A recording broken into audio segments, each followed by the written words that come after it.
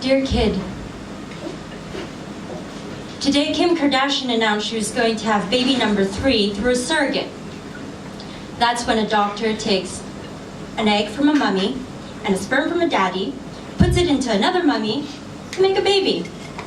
Like an expensive easy-bake oven or Deliveroo. According to Forbes, she's worth $175 million, which I imagine allows you to order as much takeout as you want. In case you were wondering, that's not how our story began. My uterus wasn't on loan. You actually had a home with me and Dad. My dad, not yours. I'll get to that.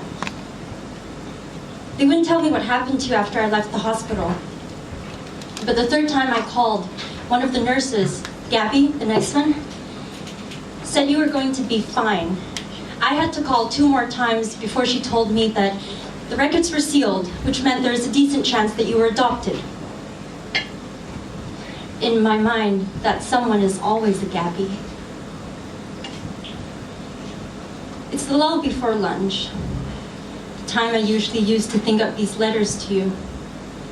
The girls at the office are still going on about the Kardashians. They're wondering about the surrogate.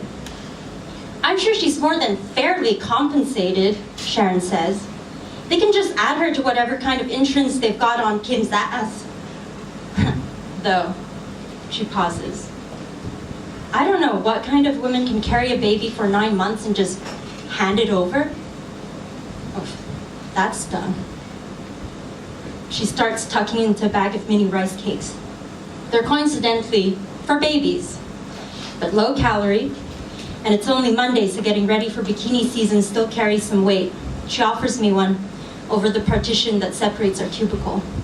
I politely decline. Over lunch, the girls walk up and down the stairs because their Fitbits tell them to. I politely decline on that count too. I suppose you'd like your origin story? Let's just say I came back with more baggage than I intended for my gap year traveling around Europe. But that was okay. I mean, I had this job lined up and Dad said he'd help out. Ah, yes, my dad. You see, my mother left when I was about how old you are now, and then it was just me and him. I didn't have a choice, so I upskilled, kid. He'd wink. He was quite a bit older than her, and it wouldn't have ever worked out. That's really the most I ever got out of him. He didn't mind being an older dad. Peanut butter packed lunches, though you weren't supposed to because other kids' allergies. And a childhood of drawings and Saturday morning cartoons, dinners making up silly puns, and the smallest Christmas tree at the lot because we felt sorry for it. By the way, I really hope you don't end up being one of those nut allergy kids. Sharon and I are doubled over in silent laughter because Lane, in sales, is having a fit about someone leaving a jar of peanut butter next to the spoons in the pantry. Her boyfriend, who by the way doesn't even work here, is allergic to them. Nutter. At least she has a boyfriend, muttered Marie, who sits next to us, which as intended shut us up. Marie is what you would call a health nut. She looks at me meaningfully, not for the first time today. She's already lectured us about the right kinds of fats to fuel your workday. Good fats, bad fats, nut fats, fat cats, it's all noise. This started a couple of months ago when she saw an old photo of me. I was wearing an orange bikini, sunbathing on a beach in Ibiza. A very different girl sits in front of her bowl of pasta, woolly cardigan stretched over ginormous boobs. These reminders prod at the seam of my secret. But I catch myself because I don't want things to get weird. No, I'm feeling the most here. The sense of innate awkwardness. I've now ended up carrying it for longer than I carried you. It makes me get up and walk away for fresh air or coffee so often they wonder if I'm a smoker. I'm at the coffee shop around the corner now. I pause to watch a mother push her buggy towards the park. The little boy in it is holding a balloon. I have one too.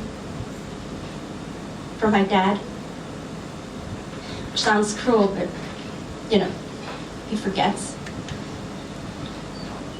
I've folded and unfolded that balloon so many times that it looks like flat pack instructions to someone else's life. Insert valve here. Congratulations, you're now the owner of a bouncing baby boy. The balloon normally sits on top of a cardboard box by the door, bound for the charity shops. The doctor said that it would be best if I was around for Dad's new sensory therapy sessions, so I'm rarely at home these days. For now, the nappies, baby grows, and impossibly small bibs and socks stay. You're too big for all of this now anyway. I'm a little scared of the space he'll leave once I move the box. Just silly because it's portable, this personal limbo I slip into. I mean, I'm here now. It is fast. Like that feeling in your tummy after giving birth. Not one of those fucking books warned me about that awful emptiness. It has overstayed its welcome. Dad isn't doing great. The signs were there before, of course, but I was so wrapped up in you and I got back that I didn't see it until it got bad. Small things, forgetting to turn off the TV, missed appointments, times he'd go without lunch. When he started calling me by her name, I knew something was wrong. But push came to shove when I started showing. One of the only things he'd ever say about my mother is how much I looked like her from behind. I honestly believe that he didn't mean for it to be me, or us. In his right mind, he wouldn't have meant it for her either. In any case, I stood too close to the top of the stairs. The rest is as you can imagine. The ambulance arriving, deafening silence that punctured his wailing.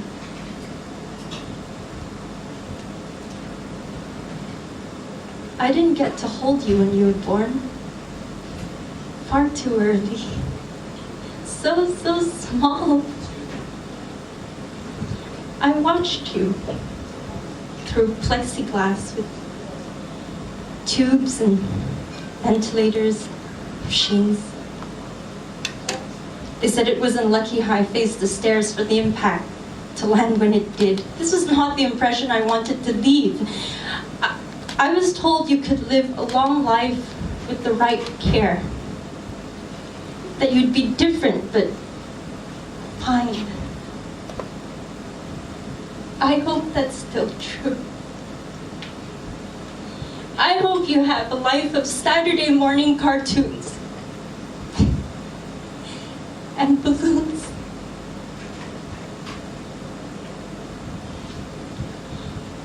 I laid in that hospital bed with multiple contusions and broken bones and asked for my father. The doctor's face said, well, I saw it then. I couldn't upskill. Not for you both. We've been to the hospital several times since, but I take no satisfaction in being proven right. Your odds were simply better without me.